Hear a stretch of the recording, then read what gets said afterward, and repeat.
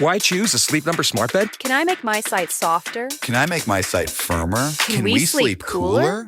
Sleep Number does that. Cools up to 8 times faster and lets you choose your ideal comfort on either side. Your Sleep Number setting. Enjoy personalized comfort for better sleep night after night. It's the final days of our Black Friday sale. Recharge this season with a bundle of cozy, soothing comfort. Now only $17.99 for our C2 mattress and base, plus free premium delivery. Prices higher in Alaska and Hawaii. Check it out at a Sleep Number store or sleepnumber.com today.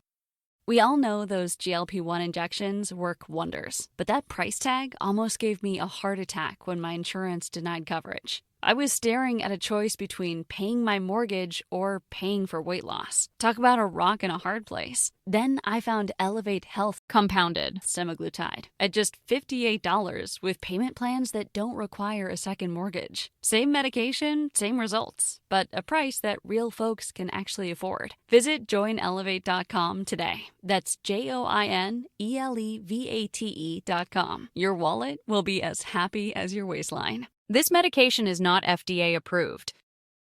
Are you scouring the web for the best Black Friday and Cyber Monday deals? Stop it. Get Rakuten. Rakuten is a shopping sidekick that gets you cash back on gifts for everyone on your list. Right now, you can get up to 15% cash back at the stores you love. You can even stack cash back on top of the biggest sales of the year. That's savings on savings. It's more time shopping and less time searching. With Rakuten, you're always saving at your favorite stores on the things you're already buying. Cashback is automatically added to your account as you shop, and you get paid with gift cards, PayPal, or check. Or eligible American Express card members can even choose to earn membership reward points instead of cashback. It's truly a no-brainer. Now's the time to join. Up to 15% cashback ends on 12/2. Plus, new members will receive a welcome bonus after minimum qualifying purchases. Just go to Rakuten.com, download the app, or install the browser extension. That's RAKUTEN. Terms and conditions apply. Hello and welcome back to the King of Hearts podcast hosted by me, Chiara King. I literally just came straight from the airport from the south of France. There's been delays. Euro summer is not really Euro summering. What's going on at the airport, people? British Airways, you got to sort yourselves out. I was literally sat at the airport for like 3-4 hours just like waiting for this flight to take off, and it just didn't. Maybe it's France, maybe it's British Airways, who knows? But I don't know about you, or if you're going on summer holidays right now and the flights are just all delayed or cancelled. It's just not a vibe. Not a vibe. But at least the weather's come out. I come back with a tan. I'm not wearing makeup right now. I feel very like fresh faced. You know, when you just come back from holiday and you're like, I don't need makeup because I have a tan. That's how I'm feeling right now.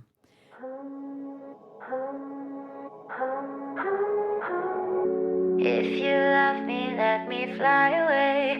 Maybe I'll come back to you. Maybe I won't. Anyway, this week's episode is all about how I make money and how you can make money too by being a content creator. This is actually a very highly requested video. A lot of you are asking me, firstly, how do I make money? But also, how can I get started as being an influencer? Like, what do you have to do? How does it work? How do you make money? Do you need a manager? How much do they take? I'm going to run you through the whole down low on basically how I make money, how you can make money, because we all got to support each other here. You know, we got to help each other out. Do you know what I mean? And I feel like there's such a taboo with sharing about how much money you make, sharing how you make money, especially when it comes to social media. Like, we're all very like hush hush, like how much money we make, how we like work and stuff, because they don't want anyone else to be an influencer. But like, honestly, with social media, everyone can be successful in their own niche. Like, I don't think there's any competition. I don't find any competition between me and like my other influencer friends. I'm not like, oh my God, like she's making more money than me, or oh my God, she has more stuff than me, or like, oh my God, she has more work than me and she's doing this more than me. I just think everyone is so individual. And that's what I love about social media, is that you can literally do whatever you want and make money out of it. If you want to cook, you can make money out of it. If you want to ride planes, you can make money out of it. If you want a train spot, you can make money out of it. And not just silly money, like stupid money. Like, we're talking working with Gucci, yeah? It's serious shit. Like social media is the biggest marketing platform in the whole world, and brands paid stupid amounts. Like I am so silly. Like I'm going to just tell you and go from the beginning of how I got into what I'm doing now. So this is how I make money. Most of my income, actually all of my income, is via TikTok and Instagram. I accidentally started social media in 2020 during COVID. I never wanted to be an influencer. I always looked down at influencers. I was like, ugh, I'm never going to be an influencer. It's not something that I ever wanted to be. I always wanted to be a singer or an actress. And I was like, never. Like, those annoying influencers in LA. Like, I'm never going to be an influencer. I'm never going to go to LA. What did I do? I became an influencer and I went to LA. Obviously, I didn't live in LA. Actually, no, I did live in LA. I lived in LA for like a few months, a year and a half ago.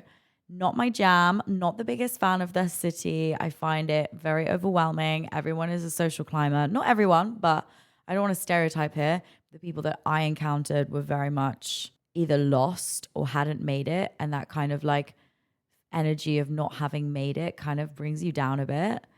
Or people who have made it, but also are lost. So everyone's kind of like lost, and lots of empty words are said in LA. Like, so I just didn't really like it. I prefer Europe in terms of like people are just more honest. They're not going to like sell you a dream. They're not going to be like, oh my God, I'm going to make you the biggest pop star in the whole world. And like, you're literally going to like, you're just going to dominate. You're going to be the next Dua Lipa. Like, no, honey. Like, yeah, I believe in myself, but let's not believe too much in the Delulu, because that's a little bit too Delulu, okay? Delulu is sometimes not the Salulu. So I went back to the UK and this was in like 2021, 2022, we're in 2024 right now. Oh my God, I'm losing track of the years. That means time is going fast.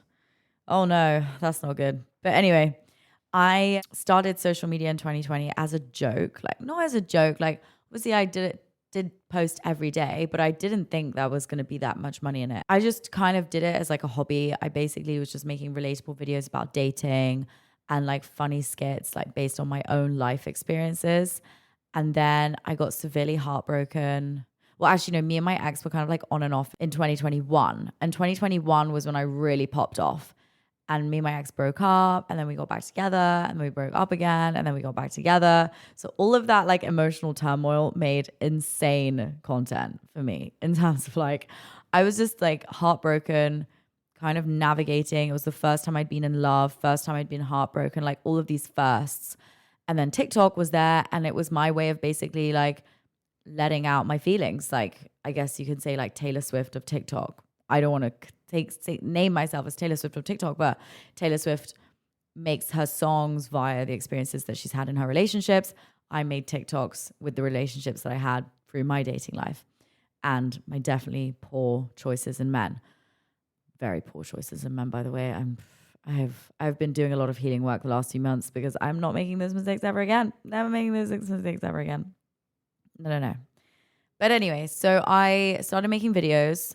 Then in 2021, I was paid for the first time by a brand. I remember it was a dating app. I think I had 500,000 followers, maybe 600,000 followers on TikTok in January of 2021. And I wrote on my dream board, like I was manifesting, like this year, I want to make this much money. My goal was to make 100K. Okay, that's a lot of money, 100,000 pounds. And I was like, oh my God. I just said it as like a joke. I was like, I'm not going to make that. And to be fair, I didn't make that year. But it was like, I was dreaming of making money from social media, right? Because I was getting 600K followers. Like I hit 1 million in May of 2021. So I had 600K in January of 2021. So this dating app emails me and they're like, we'll pay you. Bear in mind, 600K followers on TikTok is a lot. And the algorithm was insane back then. Like it was like, every video was getting millions of views, okay? They paid me £200, or was it £100? I don't even think it was 200. I think it was £100 for a TikTok, which now is like unheard of for someone who has 600K with that high engagement. Like you're talking like thousands for a TikTok, okay? This is how much things cost, right? So imagine social media is the biggest marketing platform. Before it was TV and adverts and like those kind of adverts. So people put so much money in TV adverts. Nowadays, everyone puts so much money in social media because that's where people are watching. People don't watch TV anymore. People watch TikTok and Instagram. Let's be real. No one watches TV anymore. Okay, maybe they watch YouTube. Like, okay, and that's social media. So, you know what I mean? I was like, oh my God, a brand is paying me £100 for a TikTok. That is so much money. Oh my God. So I go and put all this effort into this TikTok. And I was like, oh my God. And I did super well. And then I remember getting paid like £200 by like a COVID mask company to wear their jelly mask, like a COVID mask thing. And I was like, oh my God, they're paying me like £500 for a TikTok. That's insane. I remember working with Amazon Prime in 2021 as well. They were one of my first clients and they paid me £500 for a TikTok. And then the next video, because that went super viral, got like 4 million views or something. The next video, they wanted me again. And I was like, okay, £500. And even them, they said to me, I think you should be charging more. And at this point, I didn't have a manager. I didn't have management. So I was like, what do you mean? And they were like, maybe charge like £1,000 for a TikTok. And I was like, £1,000 for a TikTok? Like, what? And at this point, like I had like 1.2 million followers. And I was like, £1,000 for a TikTok is so much money. Oh my God. I was like with my ex-boyfriend and we were just like in the kitchen in Paris. I remember it so vividly. And like, I remember getting the email back from this guy being like £1,000 for a TikTok. And me and my ex were like, oh my God, it's so crazy. Oh my God. I was like, I was so excited. I was like, oh my God, this is insane. How much money this is. Like now thinking back at it, like I charge a lot more for TikToks now and like videos and stuff. So if my manager heard a brand saying £1,000 for a TikTok now, he'd be like, are you having a laugh? Like, are you joking? Because people now understand how much value there is with social media, how much money there is in social media, how much power social media has as a marketing tool to sell stuff. Okay. Because at the end of the day, you're just selling stuff. What I'm doing, I'm working in marketing. I work in marketing. That's what I do, just via social media. In 2021, I didn't have a manager. I actually didn't have a manager until 2022, August 2022. And that's when I met my current management, which I have now. I've been with them for a year and a half. I have technically I have 3 managers. Like they get me different jobs. So I have one main manager. Big up Henry if you're listening right now. He's definitely not listening because he definitely doesn't listen to my podcast. Anyway, Henry, if you are listening, shout out to you. But yeah, so I was very much like, I'd been very screwed over because I was a musician before I started TikTok.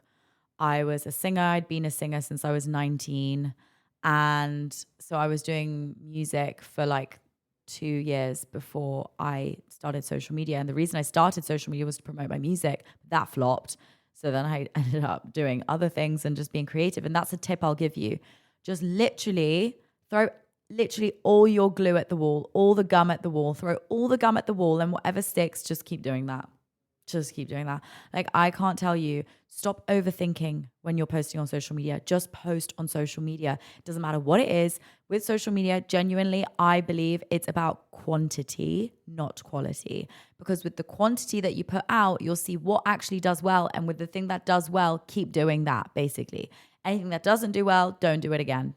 Trial and error. You've got to try. If you don't try, you don't know. And I remember I didn't post on Reels. I didn't post an Instagram Reel until 2021, but I'd been posting on TikTok since end of 2019. Okay. So I was so scared to post on Instagram Reels because all my friends from school were on Instagram. Not me having way more followers on TikTok and thinking, oh, they're not going to be seeing my TikToks. All my school friends like that, I'm not really close to them anymore. Like they're all on Instagram. I'm worried that they're going to see my reels and laugh at me. And I didn't post a single reel for a year and a half, literally just because of that fear. And then when I started posting on reels, it went so viral. Like I grew my whole Instagram page from just posting reels. I still do now. Instagram is amazing for reels. If you do want to grow, stop doing pictures and start doing reels. Okay. Another little tip for you. Don't post pictures. Pictures isn't going to make you grow. Don't think those aesthetic little cute little pictures are going to be making you grow because they're not. It's the reels. Unless you have impeccable style and you're the coolest it girl in the whole world, unfortunately, that's not going to make you grow. I'm really sorry to tell it to you, but if you want to grow on social media, it's all about the reels and TikTok. Just, you got to post. We're just going to take a pause there and we'll be back after this break. So I'm with my management now for like a year and a half. And basically how you make money is I will have my manager having brands coming to my manager's email or my email, or you'll have a share email with your manager. Definitely do get a manager. Be careful with managements. I will tell you that. I've been very lucky with my management. They've been very honest and transparent with me. I've had a lot of friends who've been scammed. 100 grand, 150,000 pounds. Management's taken from them. So be really, really careful about who you're working with, especially at the beginning, because they will find that you're vulnerable, get you to sign a contract. Again, get a lawyer. Don't think mum and dad are going to be okay reading those contracts. Get a lawyer to read the contracts before you sign anything with a management, okay? Preferably don't even sign a contract with your management, because you are the one with value. Management is going to be making money from you. You are the important one here, obviously, when your videos are doing well. But it's important to have a good management, okay? And then what a manager will do is they will get you jobs. They have connections with like different PR agencies, different events. Be friends with all the PRs, okay? I didn't even know what a PR was when I entered this industry, but apparently PRs are the shit. They're the people to know. They're the people to be friends with. They have all the contacts. They know all the cool events. PR, amazing. Got to be friends with all of them. Not in like a bum-licky way, not in like a social climbery way, but just be nice to everyone, okay? And you don't know what doors that will open for you.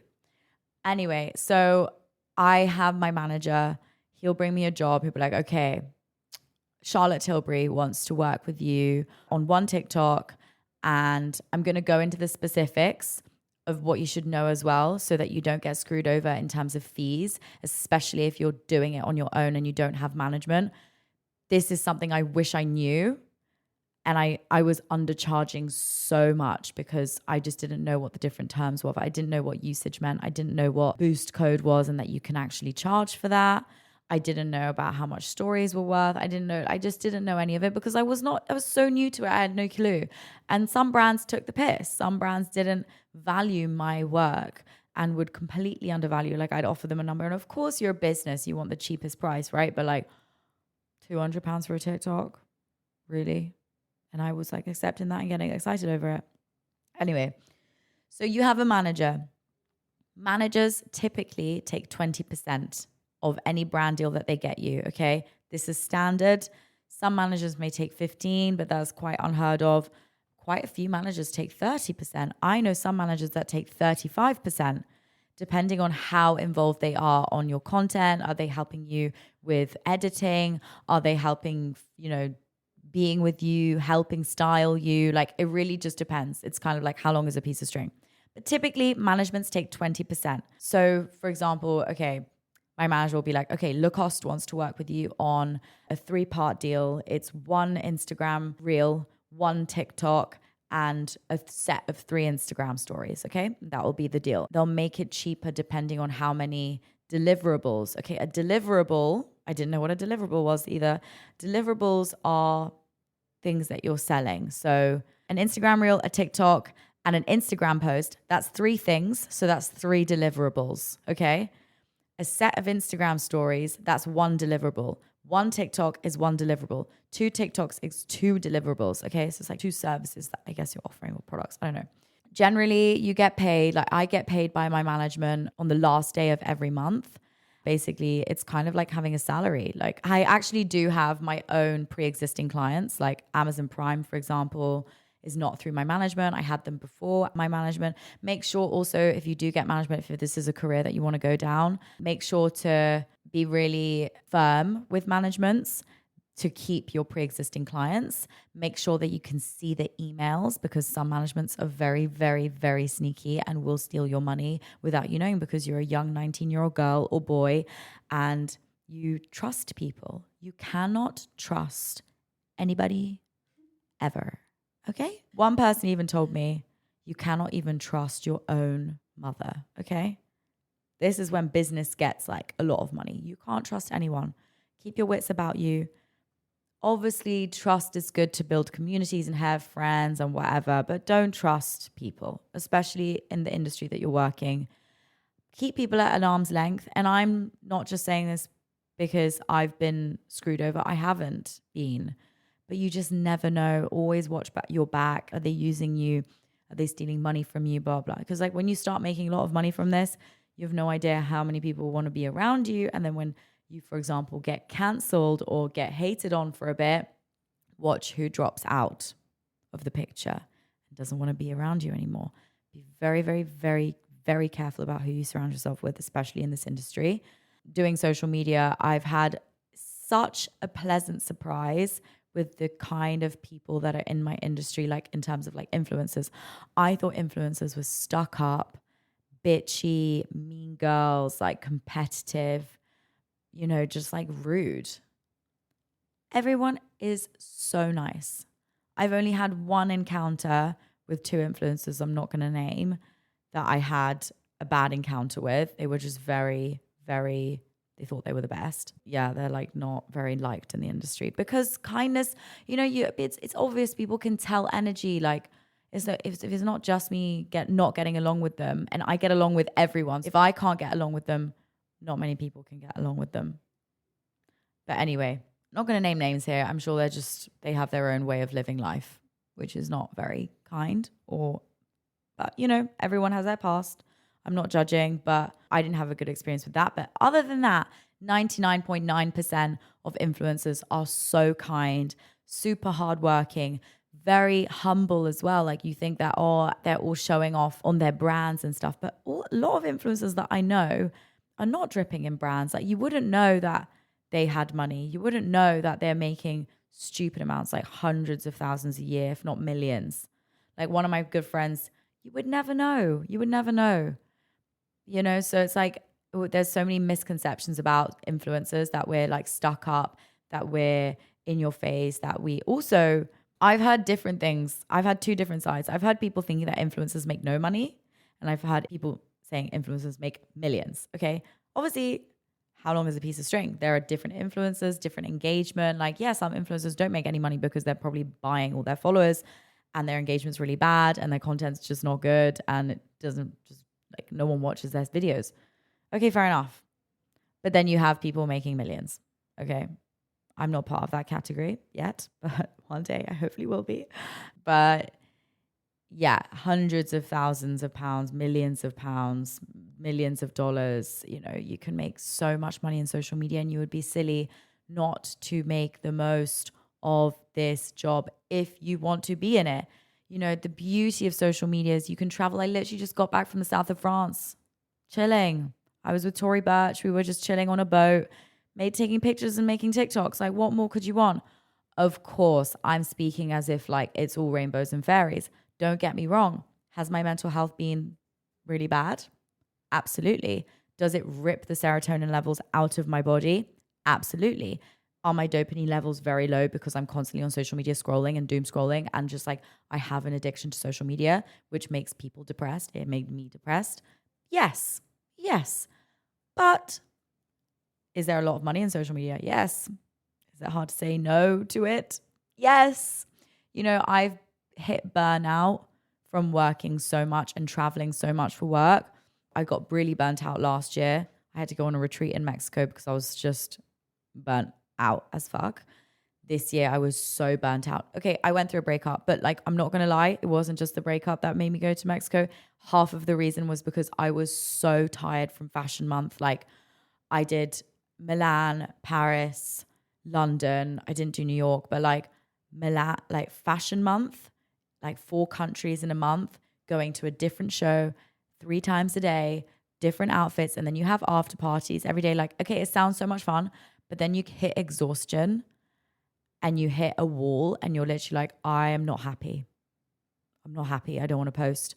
I don't feel creative. And this is the whole reason you do social media is because you're a creative person. And when you don't feel creative, that's when I know I'm burnt out. So just be really, really careful and look after your mental health if you go into this industry because it will eat you alive. Not the industry itself, but your mental health. You need to look after your mental health. If this is one thing you take away from this is please put restrictions on your consumption of social media, because it is not only an addiction, but it will give you depression and anxiety. I was depressed and I am anxious. I'm an anxious person now. I used to never be an anxious person until I started social media. I never knew what a panic attack was until I started social media. It's a real, breathing, living thing. Stress is an invisible killer. And as much as, you know, the lifestyle is amazing, what you see on social media is amazing, you don't understand. It's like the tip of an iceberg, what you actually see on social media versus what actually goes behind the scenes. Hate. Bloody hell. The amount of hate I've had in my life. Jesus Christ. I could build an army with all the haters. But haters, that's another thing I will tell you. Haters are going to make you successful. No one successful in the world has never had a hater. No one successful in the world has never had hate. I'm really sorry. It just doesn't happen. When you have a lot of people watching you, everyone has a lot of opinions on you, whether you're a celebrity, whether you're an actor, whether you're an actress, whether you're a musician, whether you're an influencer. The only issue with content is that we're obviously much more relatable, and obviously, you know, we're more normal people than, like, you know, a celebrity like Jennifer Lopez. You know, she's a bit more out of touch with reality. She's still a human, bear in mind. So really also be careful, because celebrities do also read their comments. So just be kind to everyone. But because, you know, I came from like a normal, I was studying at uni, I was just like a normal kid. Obviously, people connect with me more as a normal person. Like, I'm relatable. My content's really relatable. That means because I'm vulnerable online, people are more quick to judge me. People, they think that they can speak about me. So just like, if you're going to go into social media and if you're going to go into like the kind of themes that I talk about, like love, relationships, heartbreak, you know, dating, it's all very, very vulnerable topics. And like, everyone has an opinion because everyone can relate to it in the world. Please just, you have to be strong. Don't believe everyone says about you. Don't believe what everyone says about you. And make sure you know yourself so strongly that no one can affect the way you view yourself. You know, there's no wonder why all these influencers and celebrities all get plastic surgery. You know, I'm judged every day on how I look. Everyone is judged every day on how they look, especially when you're in the public eye. You know, I've recently been thinking of getting Botox in my forehead, because I'm going to be super real, because like, I'll go online and people will be like, oh my God, she looks so much older than 25. She looks like 30. And I'm just like, fuck, do I look 30? Like, when I lift my eyebrows, I have wrinkle lines on my forehead. And I'm like, oh my God, should I get rid of those? Should I get rid of those? Because like, apparently we all need to be young forever. Julia Fox, actually, so if you don't know who Julia Fox is, she's this iconic, she's a brat queen. She's a brat queen. She dated Kanye West, but she's way more than who she dated. She's an icon. She's a model. She's just great. She's also on TikTok. And she said, why can't we make aging cool? Why can't we make aging cool again? Aging is cool. Let's be cool and let's stand together and stop with the Botox. She's like, I stopped Botox like 6 months ago and I want to age. I think aging is cool. And I love that. You know, the guys probably hate it, but the girls, we stand. I stand by her so hard. I love her so much. But anyway, just to wrap it up, you know, social media, what I do for work, I actually made no money on music. I made no money in music. I was a musician for like 6 years. I made zero money. If anything, I lost money through court cases, and I had an issue with a record label. It was just nightmare. So I just went independent, but then I had to do everything myself and I had to pay for everything myself. So then I lost like thousands and thousands and thousands of pounds on music. So now I'm taking a little bit of a break from that and just doing social media because it's working for me. You know, I just tapped on the door and it opened the floodgates for me. Whereas with music, I was banging on the door and it just didn't want to open. Just didn't want to open. Who knows in the future? Like, never say never, but anyway, I'm just like focusing on social media right now. So yeah, I make money on TikTok and I make money on Instagram. You can also make money on YouTube with YouTube Shorts, AdSense revenue. You can make money on Snapchat by posting on stories. I'm posting on Snapchat now, but that is just such an effort. You have to post like 100 times a day. It's a lot. It's a lot. But yeah, so I hope that cleared things up. I hope that you'll come away with the positives and the negatives of working in social media. But also, if you're young, this is like the best job. It's so much fun. So many cool events. I've had the most insane opportunities that I probably would have never done if I wasn't working in content creating. Like, I would have never flown in a Spitfire vintage plane upside down. I would have never done that.